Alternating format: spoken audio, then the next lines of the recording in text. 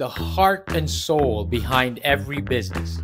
Stories. Welcome to Business Story of the Week, hosted by me, Joshua Laurie. From setbacks to comebacks, from tragedies to triumphs, we inspire entrepreneurs through conversations that matter. Witness the magic that turns dreams into reality. Whether it's your career, business, or life, your success is always one story away. This is Business Story of the Week. And welcome back, folks. Welcome back to Business Story of the Week. I am your host, Joshua. And today's question is, how can podcasting transform the way we perceive and engage with media? And really transform the landscape of personal branding, media influence, everything. How powerful is that? Well, ladies and gentlemen, this is something we talk a lot about on this show, and I'm just quite excited for our guest today because he is the man, the titan, a titan in this industry. Jeremy Ryan Slate is the host of Create Your Own Life podcast, which studies the highest performers in the world. He studied literature at Oxford University, as well as holding a master's in early Roman Empire propaganda. We need to talk about that one, Jeremy. From Seton Hall University. His podcast was named the #1 podcast to listen to by INC Magazine, as well as top 40 under 40 by Podcast Magazine. Jeremy and his wife, Brielle, co-founded Command Your Brand, a new media public relations agency designed to help entrepreneurs share their message by appearing as guests on podcasts. He resides in Stillwater, New Jersey, where he raises chickens and is a former competitive powerlifter. I'm quite excited for this episode. Jeremy, thank you for coming to the show. How are you doing? Hey, thanks, man. I'm great. And yes, I always think about the Roman Empire 24 hours a day. Exactly. I was going to, we cannot pass up this episode without mentioning that meme. Men throughout the day definitely think about the Roman Empire at least once a day. And we need to pick that brain of yours. Why? And I mean, first of all, why did you take masters in early Roman Empire propaganda? Let's just start the show like that, Yeah. right? Why? Why Roman Empire propaganda? Why is it when you chose to study, Jeremy? So I had one of the coolest professors ever. Like, I will say that. And we're actually co-authoring a book on the Roman Empire at the moment, which is funny. I'm still very good friends with him. But so it got me really interested in that. But I was an undergrad. I was obsessed with Alexander the Great, the Macedonian king, who really kind of fathered the Hellenistic age by his generals, kind of taking Greek culture out everywhere. And I read everything you can imagine about Alexander the Great. I have I have paintings of Alexander the Great in my office. I have a bust of Alexander the Great on my desk. I am very interested in Alexander the Great. And I had read this one obscure article that after the Battle of Actium, which ends the Roman Republic in 31, Augustus Caesar, who's the first Roman emperor, goes and venerates the body of Alexander the Great, who'd been dead for 300 years at that point. I'm like, wow, that's really weird. Why is he doing that? And then what I basically learned is Augustus was this brilliant propagandist who figured out how to, using tools that he observed in Alexander the Great's life, basically convince people that he was kind of a god among men. And that was how early Roman emperors were able to control people. So to me, that was what got me interested in Rome was, I guess Alexander the Great was my gateway drug in a way. Wow. Well, the gateway drug indeed. But, I mean, I love that you dove in, you were interested, you dove in and you got, you studied it deeply. Not many people get to do that. But let me try to segue this a little bit because, first of all, how do you see ancient tactics of influence and control, when it comes to Roman Empire propaganda? Ancient tactics of influence and control playing out in today's social media, in today's digital landscape. Has it changed anything at all? In political landscape as well. Are there any specific parallels that you find that is particularly striking? So the one thing that I've actually really looked at, which I think is interesting, if you kind of look at the modern influencer economy, it's kind of like ruler worship in a way, which I think is the thing that's very interesting because it takes the celebrity and it separates the celebrity from the regular person, right? Like you feel like people like the Kardashians and other celebrities, they're not reachable, and people are very interested in them. That's very similar to how an emperor would be separated from the people. You even look at one of the big propaganda tools that emperors used was having their face on coins, because then Right. every time you made a financial transaction, you were looking at that emperor. And on the reverse side, it would be somebody in Roman history or mythology that was important to tie them to. Like, let's say the first king of Rome, Romulus, or Okay. the first emperor of Rome, Augustus. So like coins are very important. I think another thing, which is funny, and it's a simple thing, something as simple as the blue check mark, right? Because Right. it's something that you're trying to obtain. It's a type of currency, and it separates these kind of worshipped people from the other people, right? And I think that's what's really interesting. That's why That's cool. it becoming available to other people kind of really changed that. So a lot of very, very similar tools are used. And I think as well, the thing that's interesting about Augustus is any statue you saw about him in the empire was he was always about 30 years old, because they want to make it seem like he never aged. So later in life, he didn't have teeth, he wasn't really doing well, but all the statues put him about 30 years old.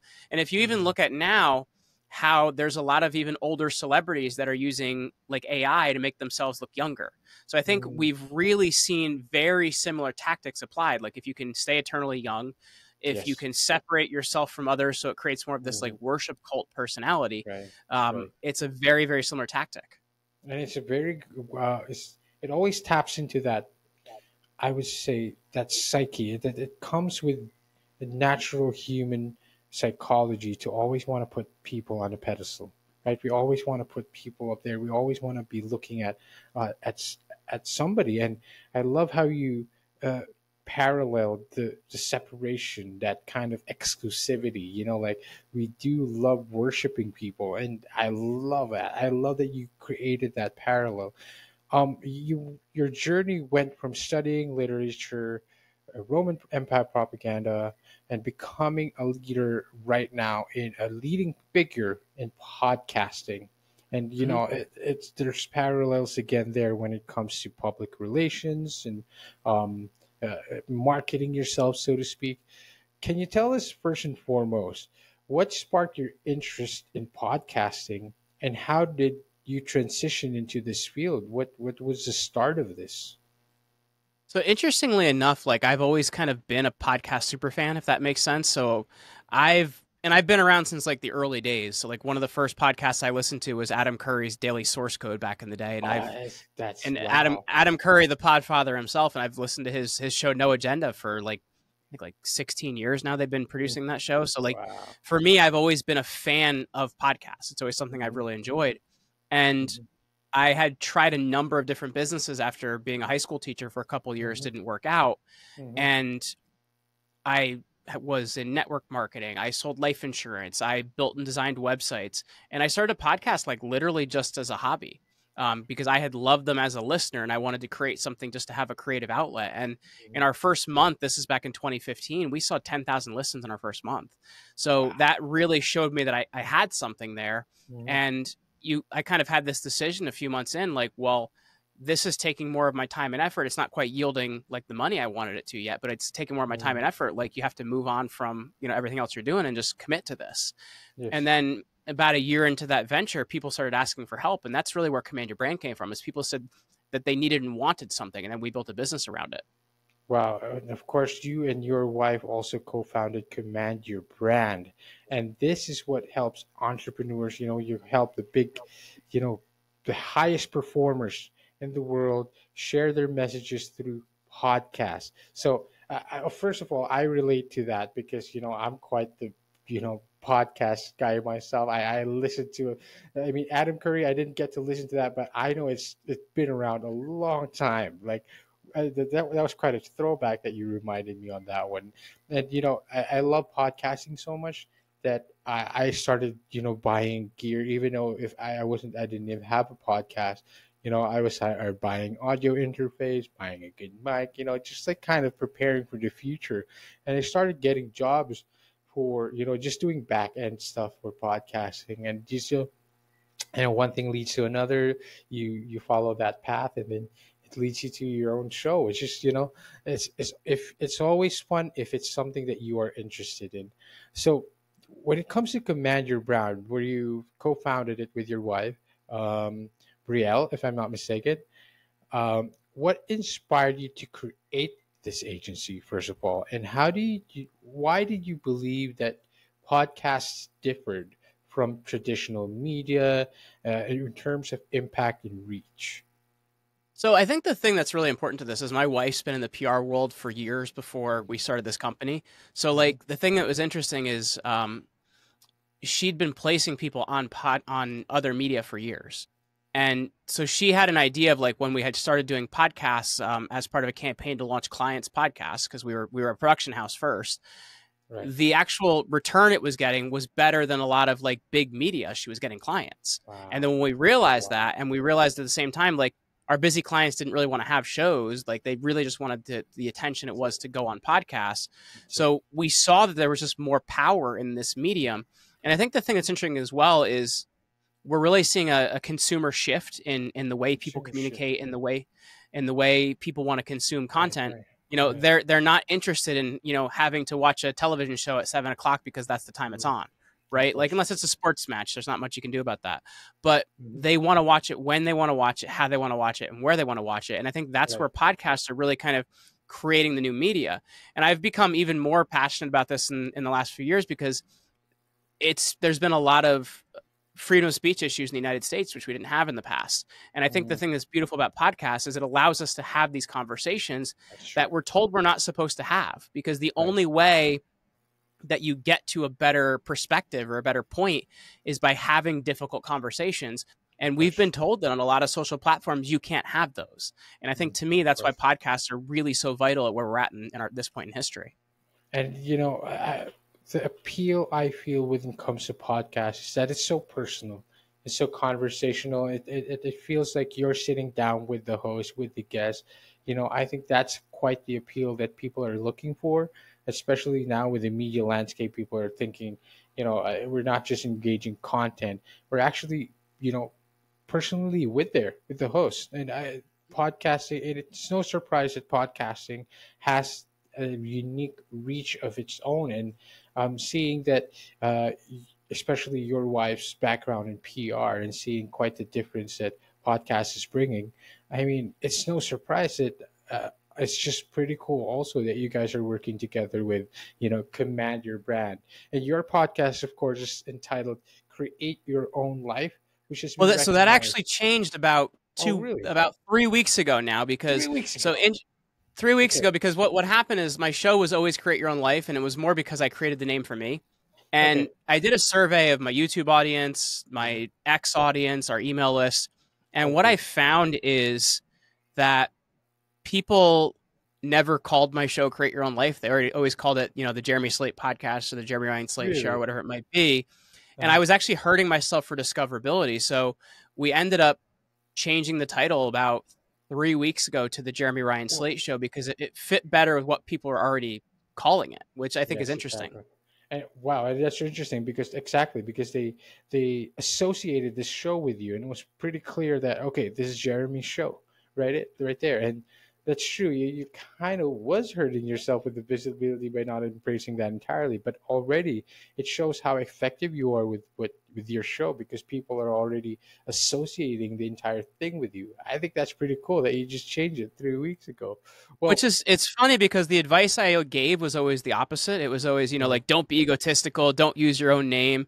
mm, And what I found through experience was different. People mm. wanted to call it something different. So there's no reason for me to kind of run and make it hard for people to find me. Of course, precisely. And of course, your show, regardless of the name, recognized top podcast by INC, Podcast Magazine, top 40 under 40. Very, very cool. What do you think sets us apart? I mean, you talk about like the top performers, highest performers in the world as your guests. What do you think sets apart your podcast? And can you share some key strategies that that you think really set you apart becoming or creating a successful podcast? So I think the thing that's important for me is I want to have conversations that matter. And I Mm, think too often, especially in the podcast world, we've seen a lot of conversations that are watered down and people are having the exact same conversation. So yeah, to me, I'm always going into every conversation with what is the single thing that I want people to walk away from this conversation with.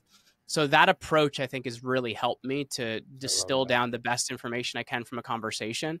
And I think when I've looked at it as well, the thing I think has made me a better podcaster is we're, I guess, like 1,400 episodes deep at this point between, my Wow, own show and then, the company show and then things like that as well.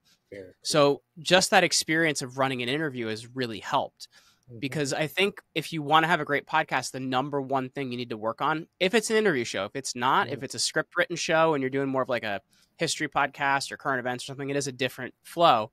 Hmm. But the more content you create, the more interviews you do, the better at it you get. So to me, it Makes was sense. just Yeah. the more I could do interviews, the more I could look at other interviewers, the more I could improve. And Hmm. that's constantly what I'm working on. I need to get better at being an interviewer. I love that. I love that you pointed that out, Jeremy. And of course, 1,400 deep on episodes right now, in episodes right now. Congratulations. And Thank I you. love that you mentioned that, Jeremy, because my goal this year alone is, for me, just a personal goal. It's just something I want to you strike out and look into. The it's still yet to be seen if I can achieve it, but I'm looking at doing 500 episodes in this year alone. And I Hey, just go reached, for it, man. yeah, I'm going for it. I'm going for it. I'm doing about 3 to 4 a day. That's a lot, but I'm happy. I like it. Again, the more I do, the more I get better at it. But also, it's just great goal for me to strike for. Even if you don't, even if you miss, right? I'm all better for it. And I feel like I'm almost at 200 right now, but we just released or published, personally, at least I published where I've interviewed my 100th episode. And I have a tight pipeline of episodes coming out. And I'm quite excited about that.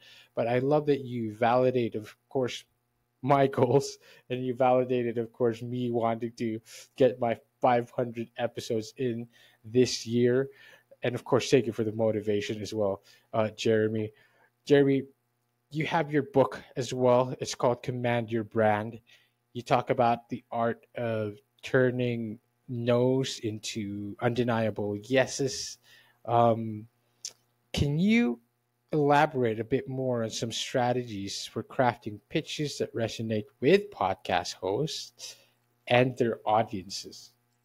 I think that the number one thing you have to take a look at is what in particular would people want to get from a conversation with me or a conversation with a client. Because I think too often Mm, people are sending the exact same boilerplate pitch.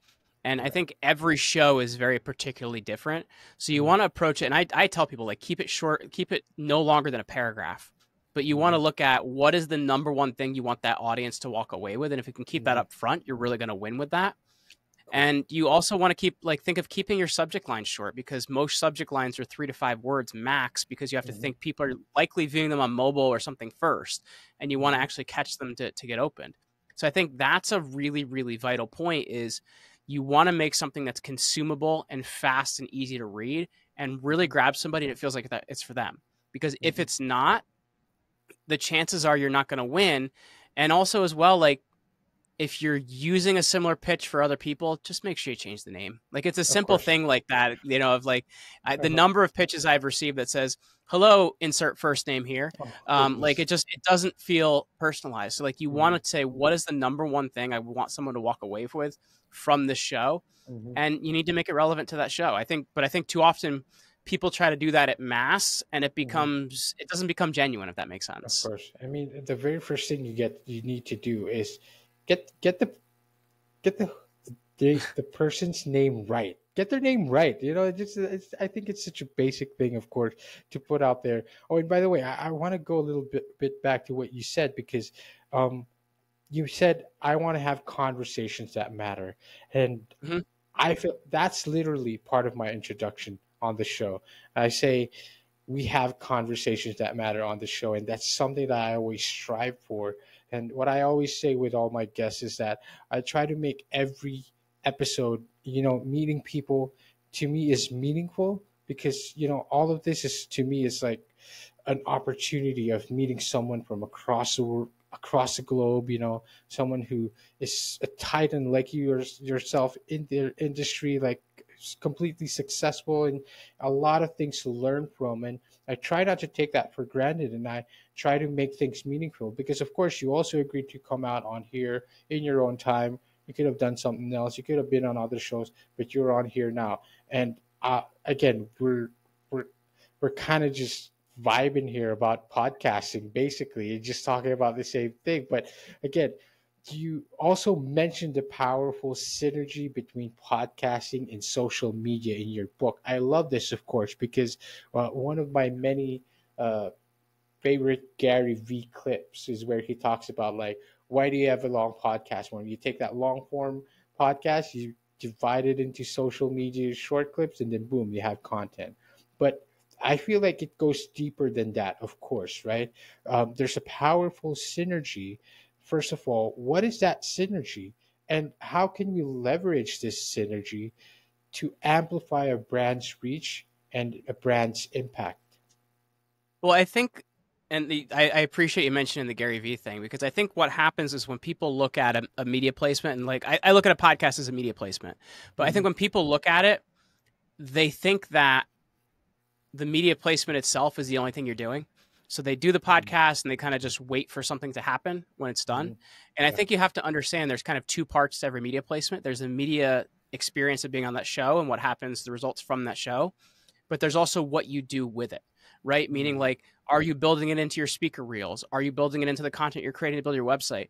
Like, we do so much, even with stories and reels, with a lot of the stuff we're doing from a lot of these different shows that I'm on as a guest.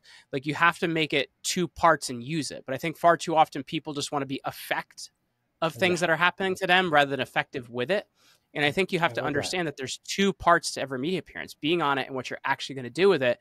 And 95% of people don't do anything with it. They just kind of wait for the experience to happen to them. I love how you put that together, because you be effective affected by be effective by affecting it, and not just waiting for things to happen, and treating it as a media placement kind of like shifts the whole thing, right? Like, you're shifting the mindset towards it. um I want to go a little back to mastering interviews, right? You talk about getting really, really good at interviews the more that you do. What are some key elements of delivering captivating interviews, captivating podcast interviews that not only engage listeners, but also establish your authority in the field? I'm That's a really basically good question. asking, I'm also asking you a bit about a little bit of advice on here, Jeremy. Well, But I think yes. that's an interesting question because I think when you look at it, like there's a few different things. The first thing I like to do Mhm. is, and once again, it depends on the purpose of the interview, right? Like if it's more of like a human interest piece where I'm talking to a person to talk about their life, well, Mhm. I'm going to look at other shows they were on because I want to see like, did they skip something? Right. Is there more to a subject? Were they asked a question Mhm. incorrectly? Mhm. Whereas if I'm looking at something that's more of a news topic, I'm going to look at what's coverage missing. You know what I Mhm. mean? Like there's a gap you have to fill, and Right. I think Right. too often people aren't looking to fill a gap; they're just looking to do the same interview. So that's what you have to take a look at. What it's a good survey point. What's already out there? What's missing? Very cool. And Of how can I course. build something great off of what's missing? That's as an interviewer, if you can do that, that's great. But then also the number one thing that great interviewers do is they realize that the first question just opens the floor. It's the follow up question, which is the thing that you didn't have scripted and you didn't have pre written, Yep. that Yep. comes up in that situation where you're Mhm. going to ask something that's really good and really relevant. Mhm. And I Mhm. find too, like, you want to ask questions that are like feel, felt, found questions, like, how Mhm. did you feel when, or what happened when you Interesting. found? You get what I'm saying? Like, you're asking people, like, bringing people back to a moment and kind of Yes. getting them to take a look at that moment. Does that make sense? Yes, absolutely. That makes a lot of sense. And of course, everyone's heard, or most of us has heard the term or the tactic of feel, felt, found. But why not apply it in media interviews as well, or Yeah. podcast interviews? I love that. I can see why it could be effective. Of course. Um, Jeremy, I want to get into more of a personal insight, the personal story, a personal backstory of Jeremy. You have a diverse background, of course, and you used to be a competitive power lifter. Um, I want to get into this a little bit. How does this your how did this start as a personal interest of yours, and how do Yeah. you think these experiences influence your professional life and the way you approach podcasting? Well, I think mindset's a big part of it because for me, like if I can, I've basically shown myself that I can do a lot of things if I put my mind to it, and I think that's been the main thing I've gotten out of fitness, and I think it's also given me the mindset of like I don't back off from a lot of things. If that makes sense. 'Cause I think a lot of That's people good. will back off from things easily, and it's built a strong mindset for me. I think that's one part of it. And I got to there from literally being a wrestler in school, and it's a very Oh, similar environment. I wrestled mhm. 140 in school. I'm not a big guy. I'm like 5'7", but I wrestled 140 in school, and Mhm. it was just kind of that it's a very similar environment going to um, Going to powerlifting. a powerlifting event Mhm. as it is going to like a wrestling match. It's very similar. Mhm. So to me, it also kind of filled a space, Mhm. and I don't know. I think naturally my body has just been very receptive to it. Like not Mhm. everyone can build muscle easily, but for me, I've Mhm. been able to build muscle really easily. Wow. As long as I'm eating well. So I think Wow. that's how I got into there. But like mindset is the number one thing. Like I don't Mindset. back off from a lot of things that a lot of people would back off from easily. And I'm quite convinced as well that wrestlers, I think, develop the strongest mindset in all of martial arts. I do a bit of grappling myself. I do Yeah. jujitsu, and I've Well, that's grappled. above my pay grade, man. Like, so I was like a regular Greco-Roman wrestler. Like, if you wrestle, like, I want to get somebody that's doing jujitsu and he kicked my butt because it's kind of above my like level of ability. But that's the thing. What I'm going to say is like, of course, there's technicalities. There's a difference. There's a technique to it, and I'm not saying that wrestling doesn't have a technique to it. But I haven't. Every time I've grappled with a wrestler, they're just going hard all the time. It's like the mindset is there. It's like just iron, like just gritting your Well, teeth all the okay, so time. that where that comes from is when you're wrestling, you have to look at it like wrestling is like the mantra for wrestling is we always say 6 minutes There because you go. there's three periods in a wrestling match. The first one's 2 minutes, the second one's 2 minutes, the third one's 2 minutes. Hmm. If you're still tied after those 6 minutes, you go to overtime. So Hmm. like you're supposed to be going hard for Yep. 6 minutes, and you train Hmm. for that. So I Yep. think Yep. that's I think what you're seeing is Hmm. and there's never really a lull in wrestling because if you Yep. have a lull, that's where somebody gets a counter move in or Hmm. or Hmm. something like That's that. it. So That's it it. is very it's a very like fluid, not really stopping sport. And it's Yep. we've always say for 6 minutes you got to be going hard. That's it. That's it. That's exactly what I feel, and that's why I think it in all of martial arts, for me at least, or grappling, wrestlers' mindset and the way they approach things is second to none. Do you still watch a bit of MMA or UFC? Um, I'll be honest with you, I did like kind of like when it first got big, but I haven't really been into it in the last few Right. years. Okay. That's fair. That's fair. Because part of the conversation surrounding wrestlers is that when compared to other martial artists, they martial artists probably get like let's say a life and death fight. Yeah, once in a year, so to speak, or once in 4 fights, 3 to 4 fights in a year, right? They say that a wrestler gets that in practice alone, in just Yeah. sparring. It I exactly. broke That's my it. ribs in practice. Like I broke my ribs in practice and we taped me this is my senior year of high school. We taped me up every match. Like we That's it. taped up my ribs and I didn't miss a match. But like That's yeah. it. That's it. It's to me that is what separates wrestlers, and I think that is why you guys can transition into any martial arts, into any sports, because it's Yeah. just right there. It's that mindset. It's a mindset thing. Yeah. It's so ingrained. It's so ironed in. I love it. Jeremy, a little bit more about your personal past and your backstory. I understand when you were 19, you faced something life threatening. A Yeah. life threatening circumstance. You mentioned, if I remember, you received last rites, and you also, by 25 or 24, you witnessed your mother have a debilitating stroke. I mean, these are all very, very tough things to go through at such an early age. Could you talk to us a little bit about that, and what did you feel back then, and what was this life-threatening circumstance?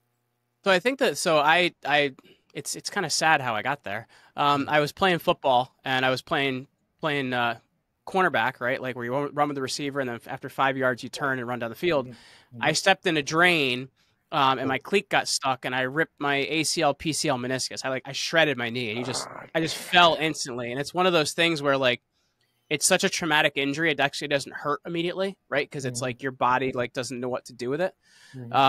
The surgery to handle it is relatively easy because they do it arthroscopically, and it's like a 30-minute to 60-minute surgery because they use cadaver ligaments to do it. The problem that happened was when they are basically going to intubate you, they put in the tube down your throat, and it's supposed to go in the bronchial between your two lungs. Right. They shoved the tube all the way down in my right lung. So my right lung overexpanded, my left lung collapsed, and I had this, like, they couldn't keep my oxygen levels up. So like that was the real issue, is they couldn't keep my oxygen level up so my body could aspirate naturally. And there was this concern of like, you know, my heart was having trouble, my lungs were having trouble, like my pulmonary system was failing. And it was like a 3-day period of time, and my body was just able to recover from that after 3 days. But during that time period, I did end up getting last rites. Now, here's the wild part about that, Josh, is like, it didn't change my viewpoint on life at all. And I think because of being 19, it was kind of like, well, dodged a bullet there, right? Like, nothing happened. And it wasn't until, you mentioned the situation with my mom. My mom had a debilitating stroke when I was like 24 or 25. And it made me look at a lot of what I'm doing in life and be like, man, like things can change or shift on a dime. And that was actually the thing that set me on this path of, looking for something else and going into podcasting and going into new media. I think if that hadn't happened, I probably would still be in a career I wasn't very happy with. So it did make me look for something different and make me look for something bigger out of life. But when it was for something just for me, it didn't really change me. But it was when something around me happened and something really important happened, it made me look at life very, very differently. I love that.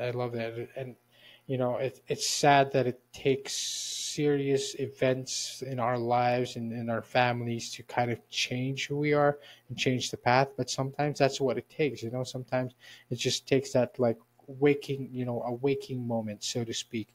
But this just clearly shaped your resilience. It shaped your attitude and your mindset towards things. How do you feel right now? First off, what was it like? I mean, of course, you said like it kind of set you off on the path. Right now, what have you found, or the thing that you took from those experiences early on that has helped you up to this day? Well, I think the number one thing is, and we talked about earlier, is I really want to do things that matter. And I think that's what I've looked at in everything I do. Like, there has to be like, if I'm going to an event, well, this event has to be an event that matters. It has to be something significant. I don't just go to anything, right? Like, I want to spend time with my kids more because these things matter. Or if I'm talking about an important issue, it has to be something that matters. So for me, like, everything I do has to play a part in a bigger game, or there's no reason for me to do it. And it's changed my viewpoint on a lot of things. That's it. I love it. And of course, you also were a teacher, a high school teacher. Very, very short stint. I barely survived.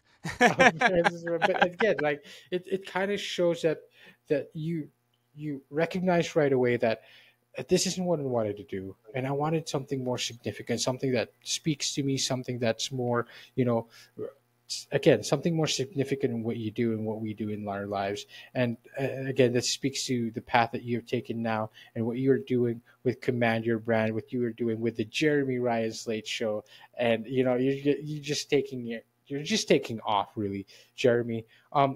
As much as I want to keep you longer on here, Jeremy, maybe we could have another show that's an hour longer or not. But Jeremy, I'd love to give you this opportunity. Where can we find you? Where can we connect with me? Where can we learn more about Command Your Brand? Where can we find your book? Where are you most active in? Allow us to connect with you. So I actually put together a really great white paper for your audience, because when you look at it, the number one thing I want to help people do is not just survive, but thrive. And I actually want them to build an empire and command that empire. And I think it connects very well to the Roman Empire, by the way. So I put together a really great piece for your audience called Command Your Empire. So if they go to commandyourempire.com, it's going to give them everything they need to know about new media, some basic tactics they can apply, and things to get into motion right now and get a win. It is 100% free if they just head over to commandyourempire.com. That's lovely. That is very cool. We're going to post that all over and everywhere. Jeremy, ladies and gentlemen, commandyourempire.com. Jeremy, one last thing to leave the audience and one last bit of wisdom. Take us home.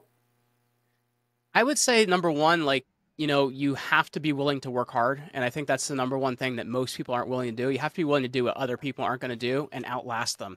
And you will find that an overnight success is not built overnight. It's built by 10 years of doing the right thing every day for 10 years. Wow, so be willing to outwork your peers and be willing to stay in there longer.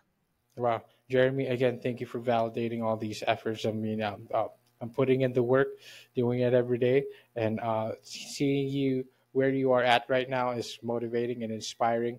And of course, I hope our audience and listeners feel the same and take the same value from this episode and from this show today. I'm quite stoked. Jeremy, thank you for being on here. Hey, thank you so much for having me. Fantastic. And to all our audience and listeners out there, see you on the next one. All right, so here's the thing. We try to get a little bit better every day, but we can't do it without you. So if you like the video, make sure to like and subscribe below. And if you have any comments, just leave them in the space under.